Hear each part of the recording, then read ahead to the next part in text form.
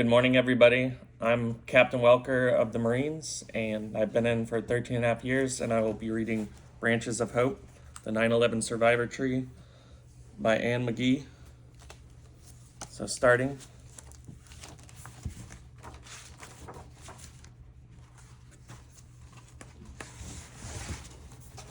First, it just starts off with a picture. Branches of Hope, the 9/11 Survivor Tree by Anne McGee.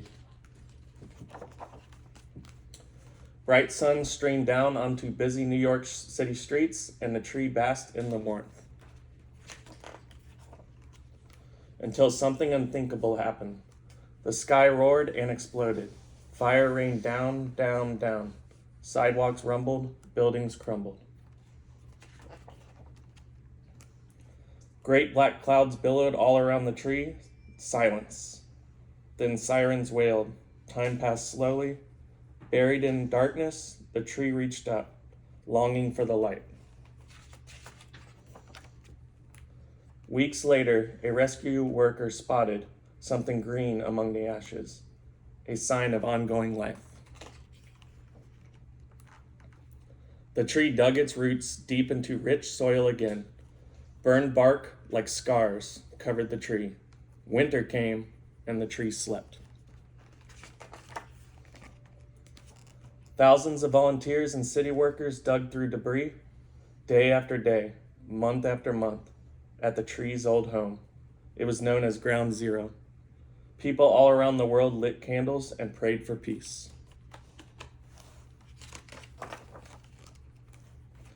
Season after season, the tree grew. Each spring arrived with warm whispers and healing rain. The tree breathed.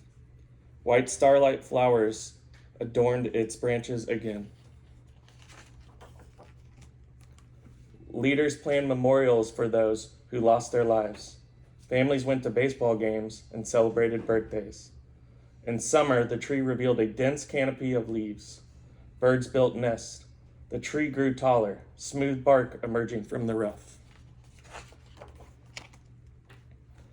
Workers constructed a museum and planted new trees in rows like soldiers. People hung American flags and marched in parades.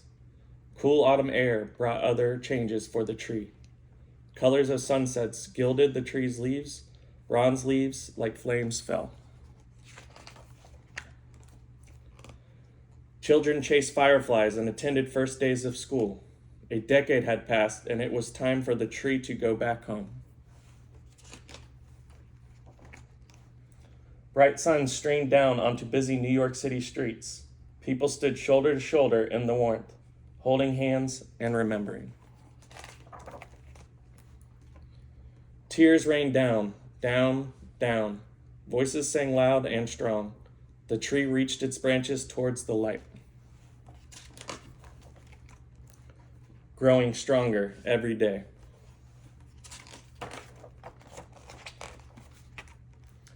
More about the survivors' tree's journey. On September 11, 2001, terrorists attacked the United States by flying 2 airplanes in the World Trade Center's Twin Towers in New York City. Another plane hit the Pentagon just outside Washington, D.C., and a 4th plane crashed into a field in Pennsylvania after passengers fought the hijackers. Investigators believe that plane's intended target was the White House. More than 3,000 people were killed that day, including more than 400 police officers and firefighters. As rescuers sifted through the rubble at Ground Zero in the weeks following the attacks, one worker discovered the charred trunk and branches of a Callery pear tree, wounded but still alive.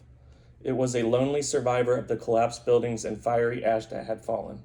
When the survivor tree was discovered, burned and buried by the debris, few expected it to survive. It was transported to the Arthur Ross Nursery in the Bronx, where it was replanted and cared for. It beat the odds and regrew the lost limbs. After 10 years, the tree was replanted at its old home, where it stands today surrounded by a short fence next to the South Pool. Now the National September 11 Memorial Museum's Survivor Tree Seedling Program provides seedlings for 3 cities each year that have experienced tragedy, honoring victims of natural disasters, school shootings, and terror attacks. These seedlings are cuttings from the survivor tree that have been rooted into rich soil, nurtured, and grown into small trees. Some recipient cities are Parkland, Florida, Orlando, Florida, Paris, France, Newtown, Connecticut, Madrid, Spain, Gulfport, Mississippi, and Boston, Massachusetts. Like the survivor tree, these trees represent remembrance, resilience, and hope. And that is Branches of Hope, the 9/11 Survivor Tree by Anne McGee. The end.